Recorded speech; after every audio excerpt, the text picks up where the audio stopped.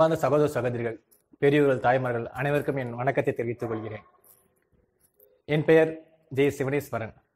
வருகின்ற மக்களவைத் தேர்தலில் தூத்துக்குடி மாவட்டத்தில் நான் சுயேட்சையாக போட்டியிடுகிறேன். என்னுடைய சின்னம் பலூன்.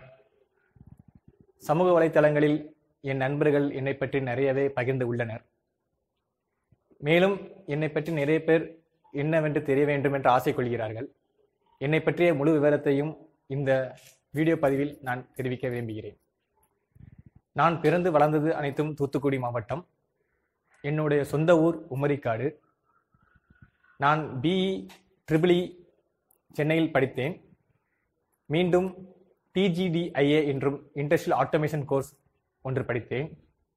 அதன் பின்னர் MTech industrial engineering and management என்னும் என்ஐடி கேலிக்கட் பிரீமியர் இன்ஸ்டியூட், இது ஒரு மத்திய பல்கலைக்கழகத்தின் கட்டுப்பாடில் வருகின்ற கல்லூரி. இது அரசியலில் இளைஞர்களின் ஆர்வம் அதிகம் வேணும் என்ற எண்ணத்தில் பல ஆண்டுகளாக இளைஞர்கள் வர வேண்டும் என்று துடித்துக் கொண்டிருக்கின்றனர். இருந்த போதிலும் இளைஞர்களின் ஈடுபாடு மிகவும் குறைவாகவே உள்ளது. காரணம், இன்றைய இளைஞர்கள் வேலைவாய்ப்பு, பயம் என பலவற்றினால் என்ன செய்வது என்று தெரியாமல் தயங்குகின்றனர்.